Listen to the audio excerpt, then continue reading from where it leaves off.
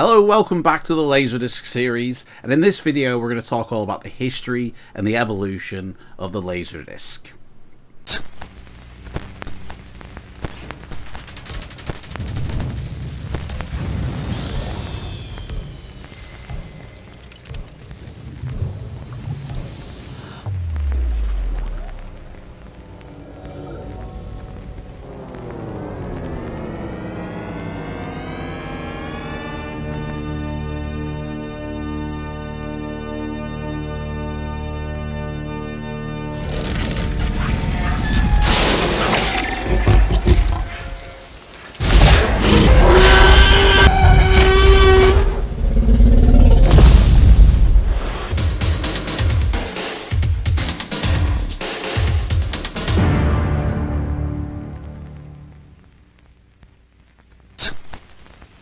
So the Laserdisc format came out officially in 1978 at an electronics show in Atlanta, Georgia, and lasted until 2009 when the last players were made by Pioneer. The last film to put to Laserdisc was in 2001 called Bringing Out the Dead, so it had a short evolution. But the history of its making actually goes far back than 1978. We have to go back all the way, really, for a notable mention to 1928, when a Scottish inventor, John Baird, invented the phonodisc. Now, this was basically a vinyl record, and embedded in the grooves were signals for picture and audio. It was very short-lived. It, in fact, only lasted until about 1935, before it was discontinued, but it's a worthy notable mention because it is the first time that film and audio content was reproducible on a disc format. It was vinyl, it was very low quality, only 30 lines of resolution, but it's kind of worth noting that that is kind of really the first time this kind of medium was available. Another mention worthy in the history of the Laserdisc is the invention of magnetic tape. Magnetic tape is used in the mastering process of transporting audio and video to the disc. So without magnetic tape, I feel that there would be no Laserdisc. And I'm going to do a whole series on the compact cassette tape, which includes magnetic tape. So if you want to go check that out, that'll be forthcoming in the future. That was made actually in 1928 in Germany, and that has a really interesting history.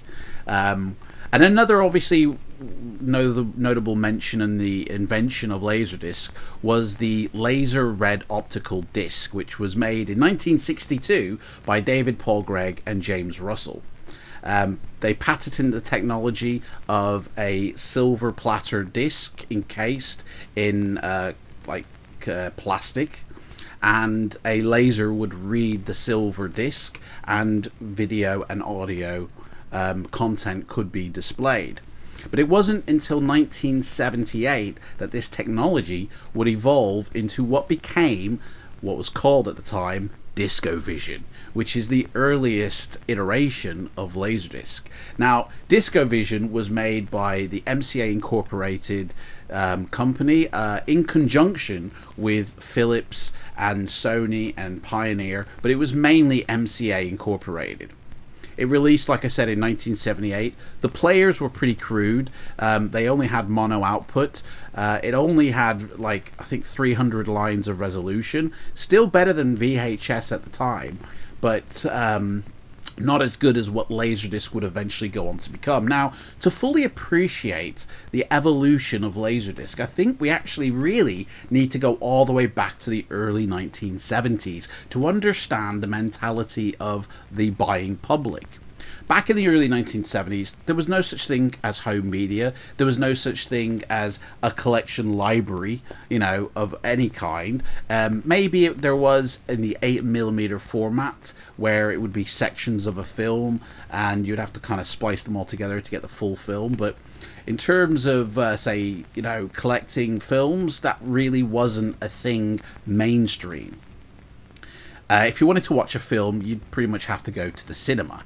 There weren't that many films either broadcast on TV at that time. I think cinemas and studios, motion picture studios, were really guarded of their IP content and really not wanting anybody else to make money out of it. Films were put on TV, but they weren't as prevalent as they are today.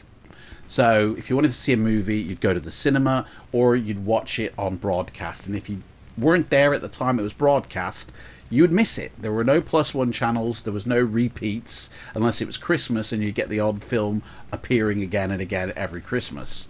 And it wasn't really until 1975, when the VHS format came out, that people finally could record what they missed. You know, when they were at work or around a friend's house, if a film was on, they could record it. And the film Jaws was a major player in bringing people to the cinema, because it was really known, looking back, as the first summer blockbuster film. So when it came to VHS, it was a really big deal.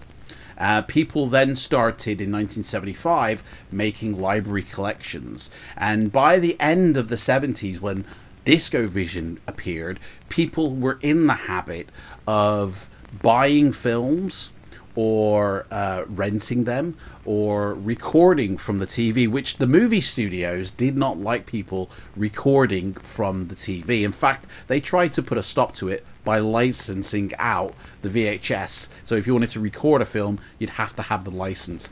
It didn't go too well, they didn't get it, but they eventually succumbed and realized that we could actually release our films on VHS ourselves and make another income.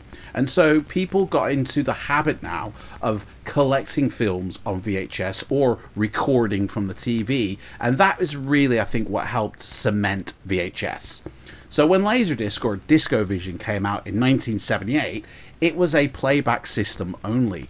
It was not recordable, and I think this really helped in the downcline of attractability to the player. Like, they were really expensive as well at the time. I think the first DiscoVision player was like $500 to $600, and the films themselves, Jaws in fact was the very first feature film put to Laserdisc or DiscoVision, and again more expensive than the VHS tape.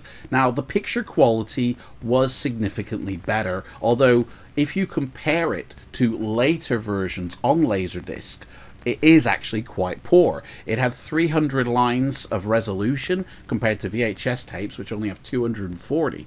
So when you play it back on a cathode tube, which only has 480 lines of resolution, the VHS pretty much gets doubled in its scale. So it really shows its flaws. But at the end of the day, people really didn't care back then, because the TV on average size was between 15 to 19 inches. If you had a 21-inch TV, that was like, wow, that's big. You know, people did not have mega massive TVs like we have 85 inches in today's, 4K market. People were happy with the VHS picture quality. It was never an issue. So when DiscoVision came on the market, it was a noticeable difference, but it wasn't seen as this we gotta have it format, because including with the price of the players and the films, and the fact that it only made a small little splash when it launched. It wasn't a massive ad campaign.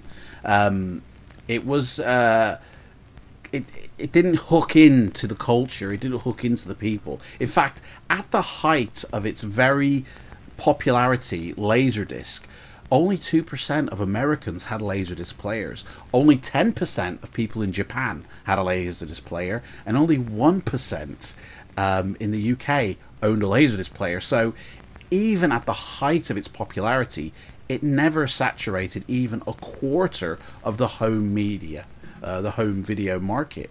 So it really didn't get a chance to take off and become a format, but it was definitely the precursor to everything we have today. Now, the really cool thing about Laserdisc is that it actually incorporates the technology for VHS, for CD, which came out in the early 80s, or the late 70s as well, and DVD and Blu-ray and 4K, all those technologies are encompassed inside the Laserdisc format itself. And you'll understand that as we go through the evolution of the history of it. So we're in 1978. DiscoVision has just come out. Jaws is available. It's actually a 3 or 4 disc set with 5 sides. The players back then did not have the ability to flip the laser to read both sides of the disc automatically. You had to turn the disc. And because the discs themselves were only 30 minutes a side, Jaws is a 2-hour film. So it only could put 30 minutes on every single side, meaning you had 3 discs or 4 discs to play with, and you had to swap it over about 5 different times, throughout the course of that movie.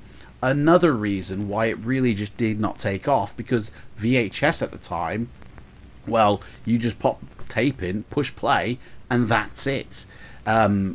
The early players of DiscoVision were mono in sound, so they didn't have a stereo track to really appreciate the full fidelity of what you got in the movie theater. And it really wasn't until 1977 either that movie theaters had the opportunity to really showcase sound with the advent of Star Wars. When that came out in stereo, well, in 6-track really, playing in a cinema with proper surround, it was a massive cinematic event, and it drew people back to the cinema after they'd been starved for a few years of a decent film.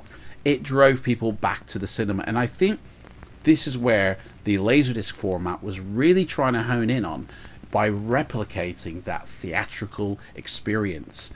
It wanted to have the same experience you had at the cinema in your home, and that's kind of the market they aimed for. So the only people who really were getting on the bandwagon for DiscoVision were people with a lot of money, people who could afford to pick up the player or pick up the discs, or people who really wanted that theatrical experience in their home. Now, all the titles that came out initially were not in widescreen, so they didn't really replicate that theatrical experience. They were all in what's known as pan and scan. Now, if we take Jaws or Star Wars as an example, both those transfers have a 2:4 ratio, meaning that there will be black bars if you have it on VHS on the top and bottom of your screen. And on VHS, you're losing half of your resolution to those black bars, which don't contain any picture information whatsoever. So you're only getting 120 lines of resolution of picture quality on VHS, which is shockingly low. On Laserdisc, on the other hand, you had 300 lines of resolution. So you had 150 when watching, say, Star Wars. Actually, in DiscoVision days, you didn't have 140 because it was a pan and scan system, a 4:3. So you had the full height of the format. And what would happen is, as the action was taking part in maybe different areas of the screen, the 4:3 format would scan between the actual widescreen presentation, so you kept track on the action. Now, very poor system, I would say. It is such a shame, really, that open mats weren't actually applied to DiscoVision or Laserdisc, because that would mean that the matting for widescreen could take place on the TV if it had that capability, and we wouldn't have these wasted black bars. Because the entire Laserdisc format, in its up until about 94-95, was a 4:3 ratio. And then black borders on the top and bottom would be added to replicate the widescreen presentation. So there was a lot of wasted space on Laserdisc. So the resolution, even though was actually higher, a lot higher in its later evolution, would still get lost to these black bars, and so you would have reduced resolution for the format. And it's such a shame that they either never adopted the anamorphic way of putting movies to a disc like DVD and Blu-ray and 4K do, or at least that they just left the open mat source, which is a 4:3 ratio, and that you could then mat using your TV. TVs back then were not widescreen. Everybody had a square TV. So I guess that's why they never chose that format way. But as the years progressed, the players which were very bad in their video reproduction. So I'm going to talk about this in the making of a Laserdisc, but to produce a Laserdisc, it's a complete analog process, and even though it's a digital disc, it uses analog format magnetic tape to record from the reel, and then you place that through a laser modulated onto the disc digitally, which would then play back in analog. Now, this process was very susceptible to static electricity. It created its own magnetic field, so video noise was inherent in the process of making a Laserdisc. So even before you're playing it, there is already inherent video noise distorting your image and your audio. And the early players really did not have any good filter system to filter out what was embedded already on that disc. And then to top it off, when you play back, you're introducing, because you're playing back an analog onto an analog cathode ray tube, introducing more interference, more degradation to the signal, meaning you're getting more noise, picture and audio. And so, you know, early Laserdiscs were very noisy, very low quality when you compare it not only to, say, DVD and Blu-ray, but also to later Laserdiscs produced. But as the years went by, these players evolved over time, and by the early 80s, when Philips and Sony got in a partnership with Pioneer and created this Laser Vision Association, they kind of took over the format and they renamed it Laser Vision. And the players were getting better. They had stereo sound that was enabled, meaning you had a right and a left jack that you'd put into your TV to get stereo sound. You had the picture quality was much more improved. There was comb filtering systems to reduce that noise output when you played back, and to sort of compensate for the noise embedded on that disc as well.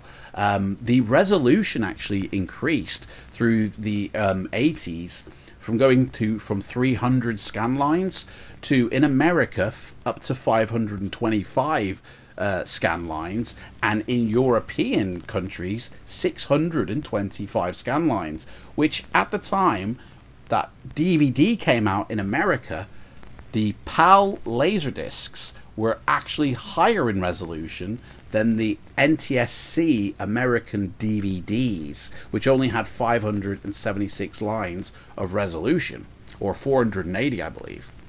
But Laserdisc, as it was evolving, wasn't really becoming that much more popular. It wasn't really until the movie studios took notice and saw the potential in this format, and was making discs, outputting their best films, going back to earlier DiscoVision titles and putting stereo tracks on them, and sort of giving them a new way to master onto disc, which improved the quality, and started to finally put widescreen on the discs and re-releasing a lot of titles. So in the format of Laserdisc, you could find a single film with about 3 or 4 different releases, and you really need to know what you're looking for to get that best version, because you could end up with an old DiscoVision version, although very easy to spot they are, but the Laservision ones aren't. And even those early Laservision titles didn't have digital sound. Some didn't come with widescreen. A lot were either pan and scan, open matte, basic analog audio stereo. So if you really wanted to find the best version of a single film, you really do need to sort of go on a little research trip, and I really suggest the Laserdisc database has an entire list. I'll go through it in another video, but has an entire list of all sort of 62,000 titles released on the format, and you can find the one that you want that is the best for you. Like I said, I'll go through that in a separate video. But early 80s, the players were getting better, the discs were being manufactured better, but there still was no real sort of almost standardization of making a quality Laserdisc. There were some plants that were known to output, you know, sort of very bad Laserdiscs, but there were some plants that were good for really good Laserdiscs. But there was no standardization of saying you have to do it this way for the best quality. It really wasn't until 1983, 1984 when Return of the Jedi hit the cinemas. And George Lucas is obviously known as famously going to a cinema to preview Return of the Jedi and went, this is rubbish. The picture was bad, the audio was bad, and he had no way of guaranteeing that worldwide that film would be seen in the way that he wanted everyone to see it. So George Lucas came up with the THX program. Now, THX is a system invented by some guy called Tomlinson Holmer, and THX stands for his initials, Experiment. Has nothing to do with George Lucas's film THX 1138, just a coincidence that they match, but it's basically a certification program covering audio and visual to set a certain level of standard that ensures that the user gets a minimum standard of quality in their Laserdisc. Now, this THX program first hit cinemas to ensure that cinemas were displaying the film correctly, had the correct audio setup to hear the sound in its best, and it guaranteed that when you saw a film in a THX cinema that you were going to see the film in the best way possible.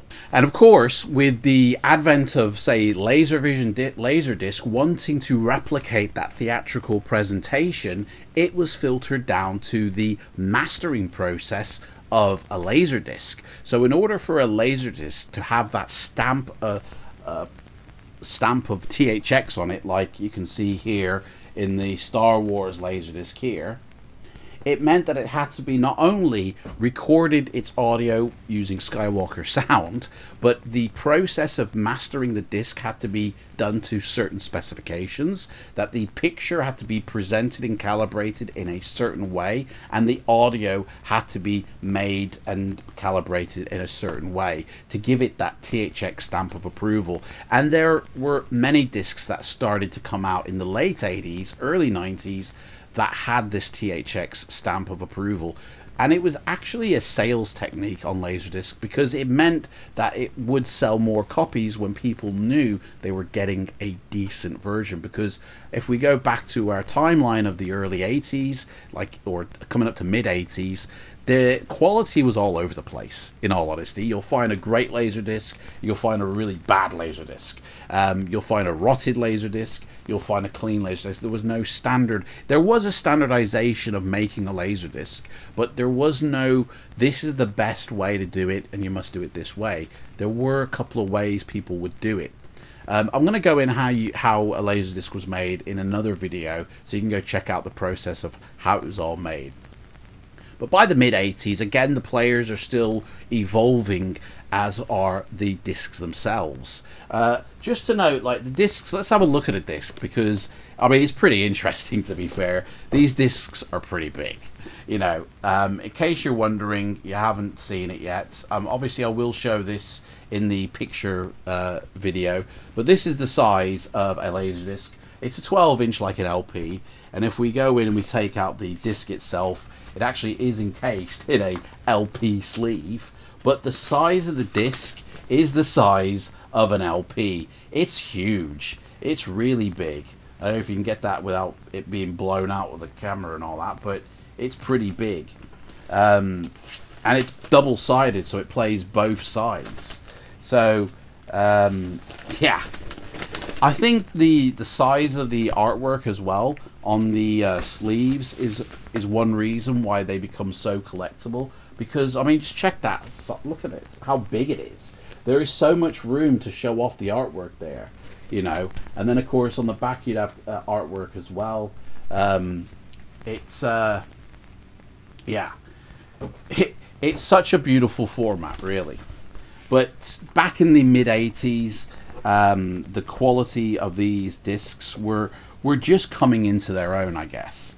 They still weren't standardized throughout the entire industry, And again, not many people were buying them. They were still very expensive. So it was really just people who could afford it, audiophiles or cinephiles who wanted that theatre experience. And this is where now the motion picture industry, the studios, really took notice and saw the possibility in the format. In fact, it's in the early 80s, it's where these editions known as the Criterion edition would come out, and they would actually go to great efforts to have a very fine reproduction of the film they chose to put out on Laserdisc, with loads of content besides the film. There would be a behind the scenes making of, there'd be a commentary track, there would be deleted scenes, trailers, there would be a gatefold. I don't have a Criterion disc yet in my collection, but suffice to say that, you know, the Criterion editions were known as the top end of the Laserdisc category,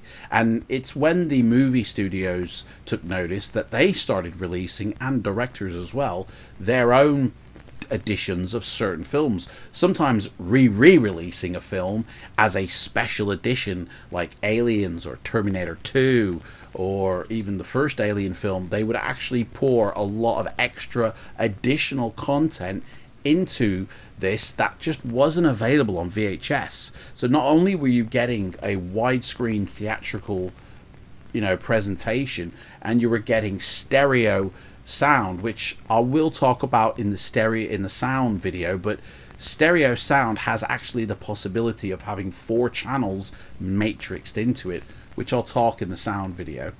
So digital audio was also coming out on the horizon in the late 80s. So there was so much going for this format in the late 80s over VHS, but it's still, VHS was winning because it was recordable, it was cheaper, people were happy with it. They didn't really care. Like, widescreen wasn't a great thing when it came out. Wow, I can see the film in widescreen. I lose half the image on my television sets. You know, it's tinier. It looks like I'm looking through a letterbox. People just didn't pick it up. The only people who really enjoyed widescreen, who really enjoyed the effort that these motion picture studios and directors were going to with their editions on Laserdisc, were the cinephiles, people who appreciated cinema, people who wanted that theatrical experience in the home. And those were the people that sought out Laserdisc over VHS because it was the best format at the time in terms of quality. In the early 90s, Pioneer took over the brand solely, pretty much, and they started manufacturing their own players, which now had digital sound as well as, you know, analog sound. In America, you could have 4 tracks of audio on your Laserdisc. In the European states, you could only have 2 tracks. So some of the times, one track would be taken over by an audio commentary on the analog, and the other one would be a Dolby Digital track encoded.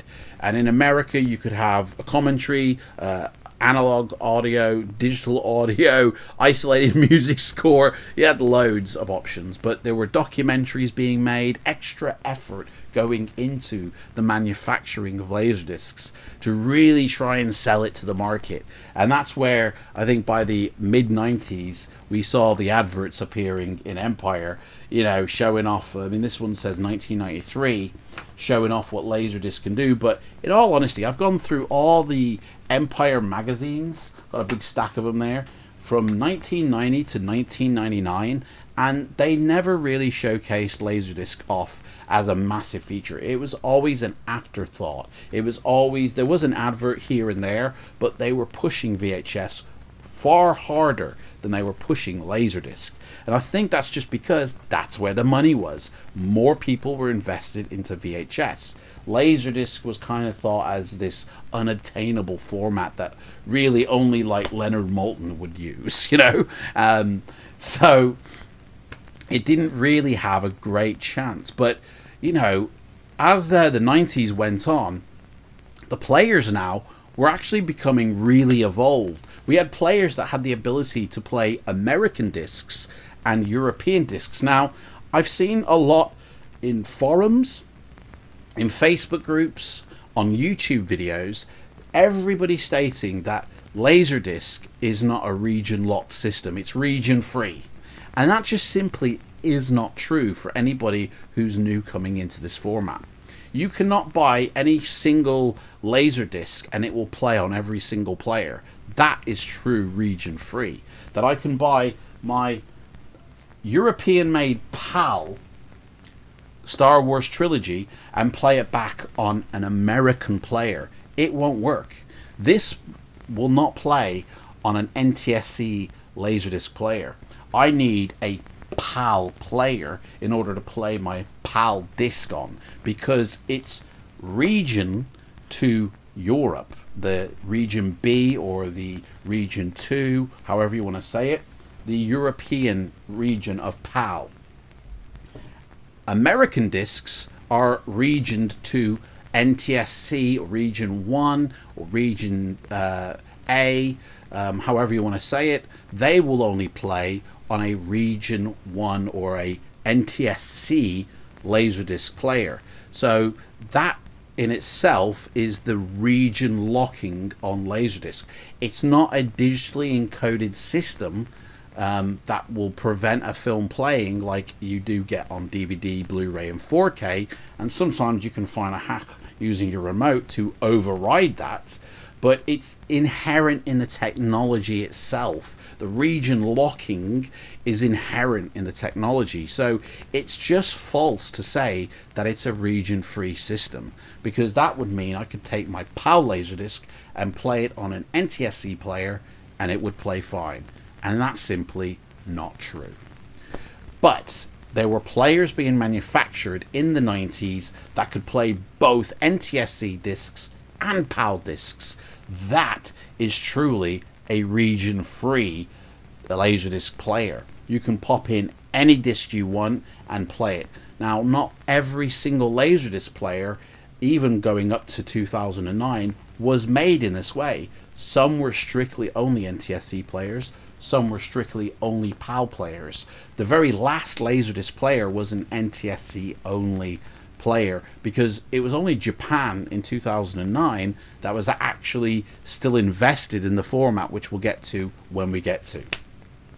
So the players were getting better. The way the mastering technique from film to disc was now kind of standardized with its THX certification. You could actually guarantee a level of quality through the mastering process, which was heavily improved, especially when the workstation became digital itself. There was now no signal noise drop being introduced in the final stages of mastering a Laserdisc like there had been in the past. And so cleaner transfers were being put on disc and being output by the mid-90s or the early 90s. So the format now, with its increased resolution, with its better transfers, digital audio, extra feature content, was actually souping up to be quite a format. And I think it was within the early 90s that there was a version, I think it was the early 90s, like 91 to 93, there was a version of Laserdiscs now coming out called the Signature Collection. And these were usually made by Universal, and they featured films that really did well at the cinema, but they were selectively selected films where you would get an audio commentary by the director, you'd get a documentary making of, you get deleted scenes, you'd also get additional stuff within your package of the Laserdisc. And these were known as the Criterion Edition. And these were really fine transfers, really good sought after. It says here 1975, that's when the film came out, but I'm sure it probably says the date on which it actually came out. It says 1995, so the mid-90s. Criterion, the Signature Edition, started to come out, and I have got a couple of editions on the Signature. This was Liar Liar. This Liar Liar has actually got a really nice gatefold that opens up, and that's what the gatefolds would look like. But these all contained extra content. On the back you had, especially on this one, audio commentary, documentary, digital audio and analog audio, theatrical trailer, production stills, THX certified. It had both the standard play 30-minute aside, and in the late 80s or the mid 80s there was a long extended play version where it could put an hour on each side. So there was no more really flipping of the discs, because combined with the player that could actually rotate the laser around to play both sides, you were only swapping out discs. And there were plenty of PAL discs that were single discs, and so you never had to flip a disc if you had those titles. Although the system in PAL is a lot different to NTSC, which I'll get in the video, the video as it were. I'll get into that a lot more in detail. But in PAL titles, they tended to be slightly sped up by about 2 to 3%. To accommodate putting it on a single disc, whereas in America they opted for a different system of playback, and so they tended to use 2 discs, so where it wouldn't have to be sped up, and the actual playback was at its appropriate speed. But in all honesty, you'll never really notice the PAL speed up, in all honesty, because of the way it's played back. It's only played back at 50 hertz, so it's a bit slower than the 60 hertz NTSC system, so you don't really notice that sped up system. Plus you can get time-based correctors to sort of correct it, but I'll go into all that in the video. So yeah, Signature Collection started to come out, and it started to take off more now, and it was probably at its height when titles like True Lies would come out. This was the very first title that actually had the Dolby Digital AC3 audio on it, and I mean, this is a really fine disc here with its gatefold. This is probably a very what's known as a common title. This and Speed you can find in everybody's collection. Everyone's got a copy or multiple copies of it, so you'll never really pay a lot for it. But this is the very first AC3 title, I believe, and I believe Star Wars or Speed was the very first THX title. I could be wrong there, and I'll put it here if I am, which title was the very first THX certified Laserdisc. So by the mid-90s, it's at its height of popularity now. The players have evolved with better comb filters to sort of filter out the noise that was done in the mastering, but even the mastering has been optimized to have very low noise. The audio is now digital, and on the horizon there is DTS coming out, which to increase the audio resolution even more. Jurassic Park being the first film to take advantage of that format. DTS just having a higher bit rate, but I'll get into all the audio stuff in the audio video coming up. And again, I think it's just because on the horizon was DVD, which was a smaller, cheaper, cleaner transfer format. VHS was still the main goat here, Laserdisc was still the niche market, and it never really could take its foothold. And I think in reaction to this, in the late 90s, films started to wind down in terms of what was being released. Like in the mid 80s to the mid 90s, loads were being thrown out on Laserdisc. Special editions, collectors, box sets. There were loads being thrown out. But then late 90s, it started to wind down because DVD was out by now. And that one was becoming much more popular because you could have everything on a Laserdisc on a DVD, which was literally the size of a CD. And so people, I think, enjoyed that small format for some strange reason, and just actually gravitated from VHS to DVD. And I'm at fault for doing that as well. I went straight from VHS to DVD, sold my entire VHS collection to buy a DVD player. I still regret that, but life is that. So that was the main population, and I think in reaction to this, Pioneer started developing what would be known as the next version of Laserdisc, because now widescreen TVs were coming out. And back in the late 90s, it was already known then that high definition transmissions were going to be broadcast on high definition TV sets that were already being manufactured in the late 90s, but never for distribution really until the early 2000s.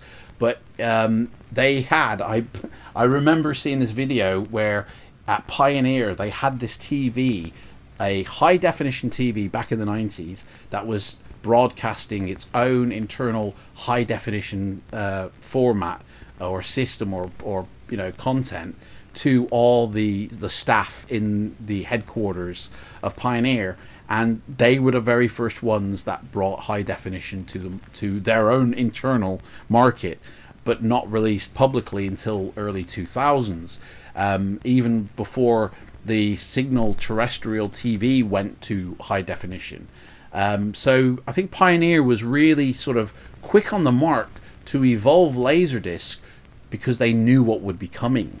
So they started work on a high definition Laserdisc system in the late 90s, and it came out about 2004, and it was called the Muse High Vision.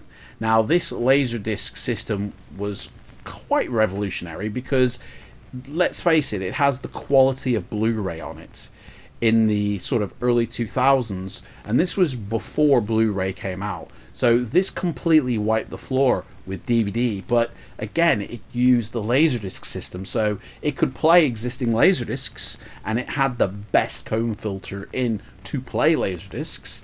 The player was so expensive, we're talking 5 digits.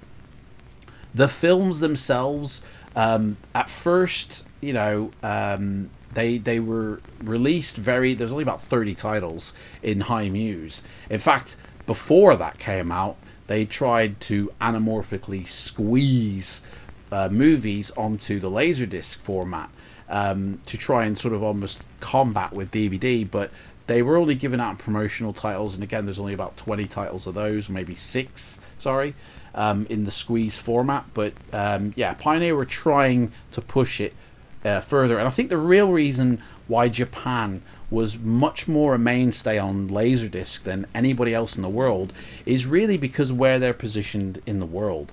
It's very humid over there in Japan, in Hong Kong, in China, Singapore, Malaysia, and all that. And so with the high temperature humidity, VHS was never an option for them because the tapes would not be manufactured great, could not be stored great. They just all would deteriorate much more quickly, melt on demand. Optical discs were so much more popular in those territories where they were safe to store, they were safe to manufacture, and because I think of the high humidity, Japan has got some of the best Laserdisc reproduction plants on the planet Earth. They have the best transfers and the best output of Laserdiscs, probably because they have to take so many precautions because of the own humidity in their environment. But they stuck with Laserdisc. They obviously went with DVD, but Pioneer especially really tried to push the Laserdisc format further and created a high definition Muse High Vision player. It needed a separate decoder though in order to plug it up to a high definition TV, and it was a very fiddly system, very, very expensive system. The players still now go for like £2,000 on the market. There's only a very few people who have the honor of owning one. They are an NTSC only machine, so they won't play back PAL, but they will play a Laserdisc in the best way, and you don't need a decoder for that. But the format of Laserdisc was definitely now winding itself down. Bringing Out the Dead was the last feature film to be put to Laserdisc. There were a few more releases after that in 2001, going up to, I believe, the end of 2001, but they were mainly, like Japanese TV shows or films or something like that. But an actual feature film, Bringing Out the Dead, was the final one.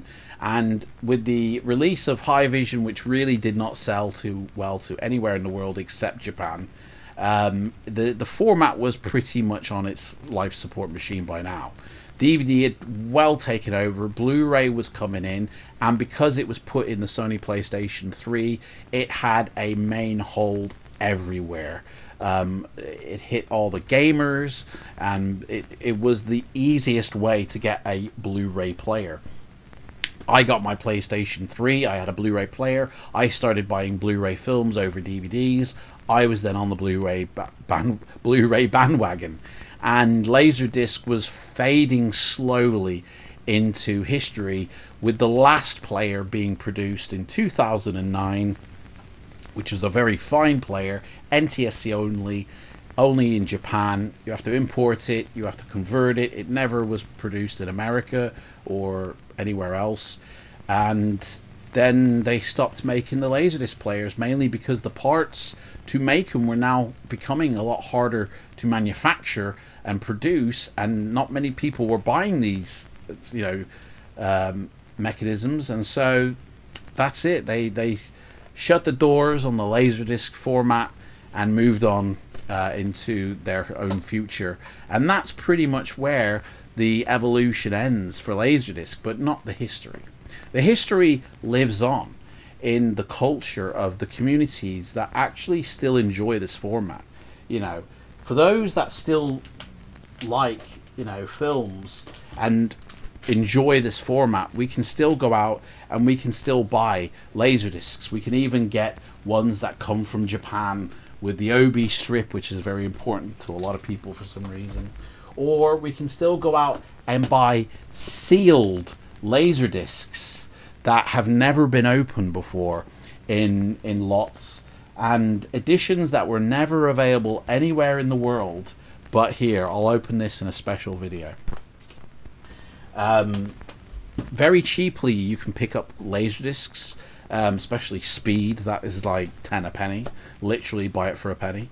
You can find Laserdiscs where to look, and in the buyer, collector, seller video, I'll go through all of that in that video. But the community, there is a small community that is growing on YouTube, on Facebook, on forums, that have this nostalgic love for the format. Those who were there at the time of its release collect to relive those glory days, I guess. Those who enjoy the artwork, collect.